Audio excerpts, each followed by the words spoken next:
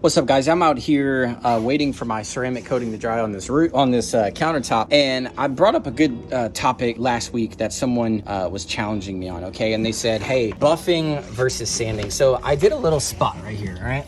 That looks pretty good, right? I mean, look at that, dude. That is glass money, all right? Now look at this. Wow, super glass money, all right? This is sanding, this is not. Is there a difference?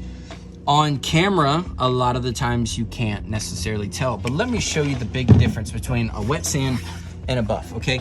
Now, 99.999% of customers would be okay and happy with that result right there. I mean, that looks glass, but look at the pores. If you really look into this like bar or whatever is reflecting, look how bumpily and ripply it is, okay?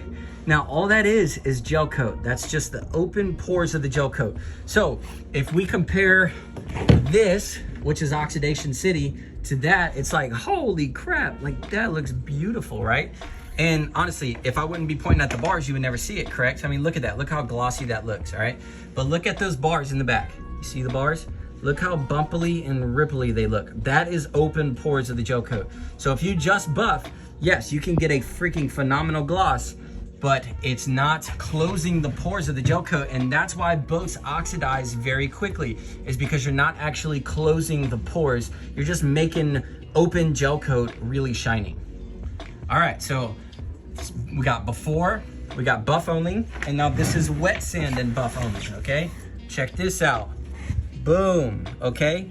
As you can tell, I mean, all I did was a wet sand, 1000 grit wet sand, and just buff with chop top, okay? This isn't finished, this isn't polished, but look at the clarity.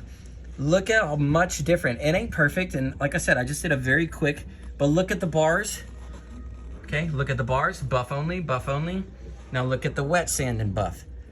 Look how much closed off those pores are. This surface will 100% last longer than this surface. On an angle, they both look glossy. I mean, check that out. Look, it's gloss sauce, right? Yeah. Everybody's glossy, it looks great. But when you compare it side by side from buff only to wet sand and buff, there literally is zero comparison. That wet sand is where it's at. Guys, my purpose for making this video isn't to like call out anyone or, you know, prove that I'm better by any means. My purpose for this video is wet sanding a super chalky oxidized boat is 9 out of 10 going to be the absolute best option for your customers.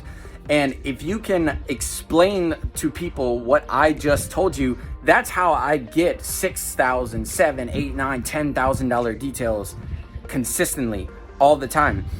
It's honestly because I educate the customer, and it's because I know, okay? So when people call me out on YouTube or wherever, and they're like, you know, you need to learn the other method. It's not that I don't know the other method. I can buff a boat. We can all buff boats, guys. But when you sand, unless the gel coat is super thin, or obviously if the customer's not paying for it, then never mind any of this. But if it's coming to the point where if the customer wants to pay for it and he wants his boat restored and you're trying to get away with sanding versus not, honestly, man, 9 out of 10, and there are exceptions, don't get me wrong. These houseboats are an exception on the sides because the gel coat's so thin. There's exceptions, but 9 out of 10, if you wet sand, you will 100% get a better result every time, because you're leveling out the peaks and valleys in the gel coat. You're removing small to hairline scratches. You're removing dead gel coat and you're bringing fresh gel coat.